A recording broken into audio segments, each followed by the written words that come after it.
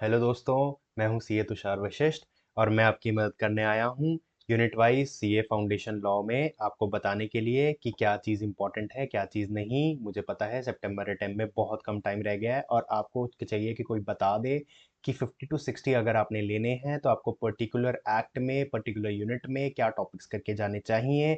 तो मैं आया हूँ आपकी यहाँ हेल्प करने। तो चलिए शुरू करते हैं। ये topic unit 5 breach of contracts, भाई फेवरेट टॉपिक मेरा और आईसीआई का भी फेवरेट टॉपिक। और फेवरेट का मतलब पूरा का पूरा यूनिट इंपॉर्टेंट है, आप कुछ भी छोड़ नहीं सकते। इस चैप्टर से मेजरली आपको चीज़ें क्या पूछी जाती हैं, आपको प्रॉपर केस स्टडी आएगी, आपको प्रॉपर पूछा जाएगा कि क्या उसको वो स्यू कर सकता है और अगर स्यू करेगा तो किसके लिए करेगा, मतलब उसको रेमेडीज क्या मिलेंगी, या तो डैमेजेस मिलेंगे या तो पूरा लॉस मिलेगा या वो कॉन्ट्रैक्ट को रिवोक कर पाएगा या रिसेंड कर पाएगा।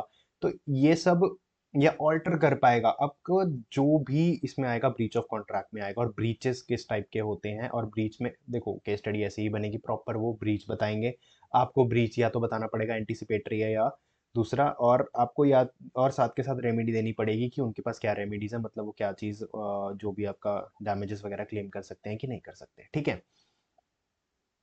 इस चैप्टर का लिंकेज पुराने यूनिट से भी बैठता है, कभी कभी उनकी केस स्टडीज के साथ एक सौ मिक्सअप करके दे देंगे आपको। सिर्फ इससे पहचानना है, अगर लास्ट में बोला हुआ है कि आप बताइए उसके पास क्या रेमेडीज हैं या उसको क्या करना चाहिए या क्या वो अपने डैमेजेस क्लेम कर पाएगा, तो वो ब्रीच ऑफ कॉन्ट्रैक्ट के टॉपिक से आ रहा है, मतलब मोस्टली।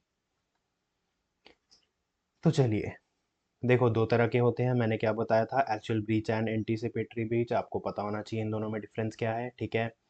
उसके बाद ये उन्हीं को वो आ गया एक्सप्लेनेशन की दोनों होते क्या हैं। ठीक है।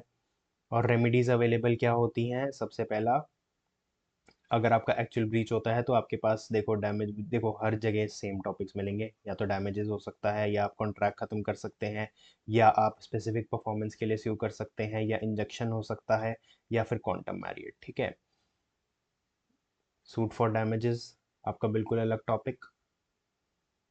ठीक है। डैमेजेस कैसे कैसे हो सकते हैं, ऑर्डिनरी हो सकता है, स्पेशल हो सकता है, एग्जाम्पलरी, नॉमिनल, डिट्रॉइटेशन और प्रीफिक्स डैमेजेस। ठीक है। इनमें डिफरेंस कर जाना। इतना केस स्टडी वाइज नहीं पूछा जाता इस टॉपिक को, बट कर जाना, आईसीआई है, वो कुछ भी कर सकता है। ठीक है। Penalty and liquidated damages.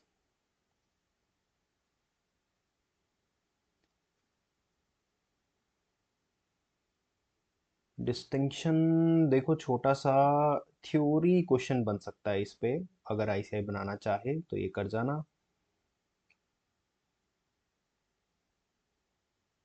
तो ये बाकी क्या आ गया आपका, रिसेशन आ गया, क्वांटम मैरियट आ गया। ठीक है। ये कर जाना अच्छे से। इंजेक्शन और ये सब आपको करना ही करना है, ये तो टॉपिक्स के ऊपर बता दिए थे मैंने। ठीक है। चैप्टर छोटा सा ही है, खत्म। ठीक है।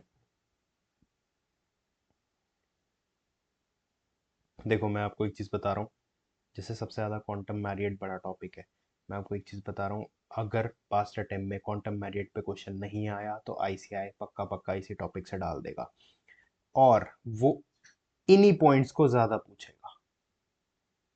ठीक है। इससे ज़्यादा आपको करने की ज़रूरत नहीं है, इन्हीं पॉइंट्स को ज़्यादा पूछेगा। एग्जाम्पल्स देख जाना, एग्जाम्पल्स पूरी स्टडी मैट में बहुत इंपॉर्टेंट है, क्योंकि आईसीआई जब सिंपल पेपर बनाता है तो वो इन्हीं एग्जाम्पल्स को या आरटीपीस के क्वेश्चंस को मोल्ड करके डाल देगा। तो विन विन चांस हो जाता है। ठीक है।